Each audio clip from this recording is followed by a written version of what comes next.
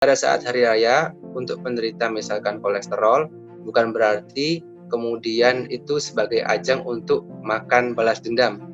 Meskipun demikian, teman-teman tetap boleh bisa mengkonsumsi makanan-makanan yang terhidang di hari raya, tetapi porsinya yang perlu diperhatikan.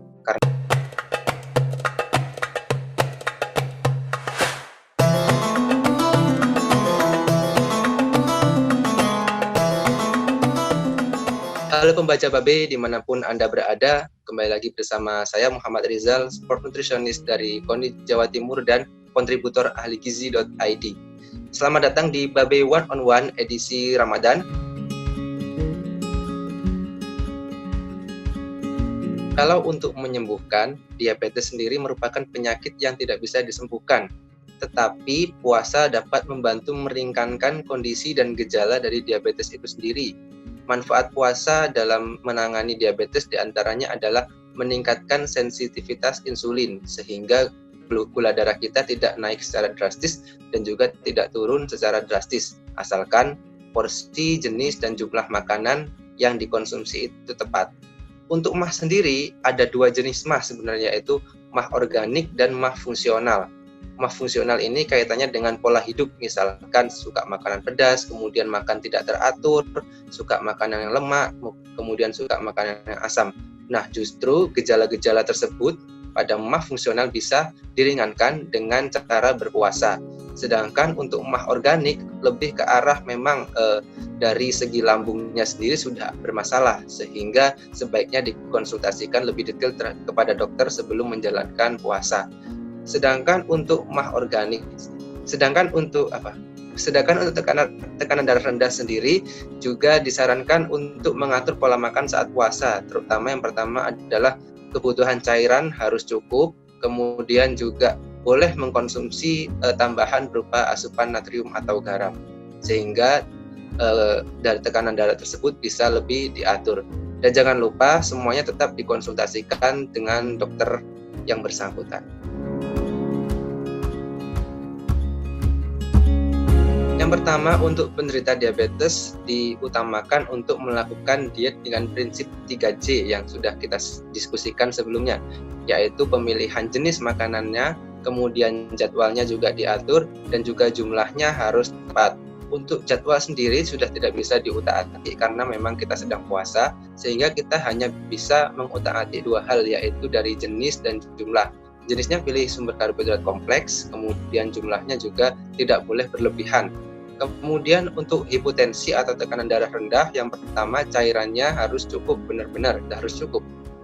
Setidaknya 8-12 gelas per hari untuk cairan. Kemudian teman-teman dengan penderita darah rendah bisa mengkonsumsi tambahan garam atau natrium.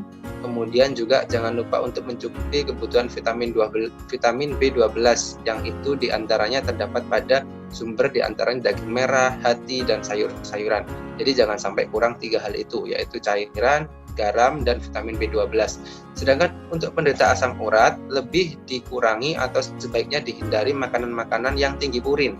Nah, makanan tinggi purin ini biasanya ada di dalam jeroan seperti misalkan hati, usus, ampela, ginjal, dan lain sebagainya, sehingga tidak membuat atau tidak memperparah kondisi asam urat itu sendiri.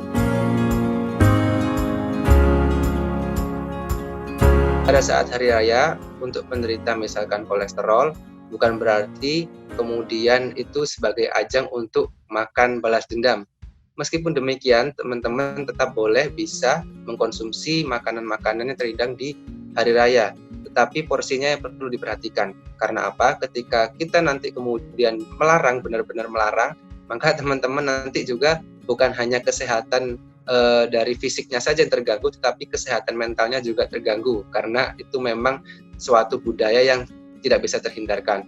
Tetapi porsinya yang perlu diperhatikan. Kemudian jangan lupa untuk tetap mengkonsumsi sayur dan buah-buahan agar bisa menetralkan kolesterol-kolesterol yang masuk.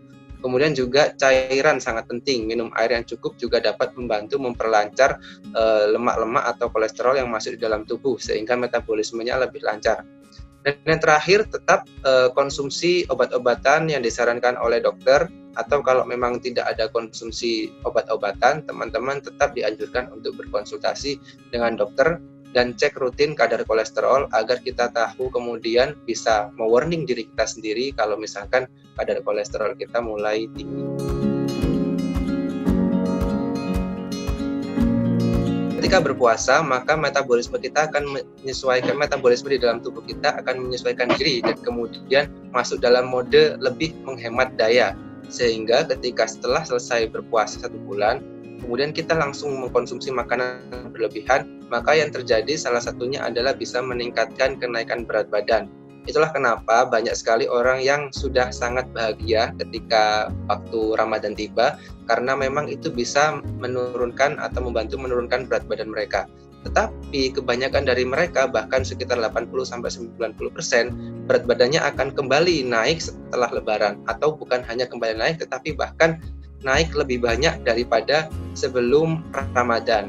Itulah yang terjadi karena metabolisme kita belum menyesuaikan. Sehingga untuk mencegah hal tersebut terjadi, maka tetap disarankan untuk makan dengan teratur dan tidak berlebihan, dan jika ingin mengkonsumsi makanan secara berlebihan juga perlu bertahap agar metabolisme tubuh kita bisa menyesuaikannya lagi.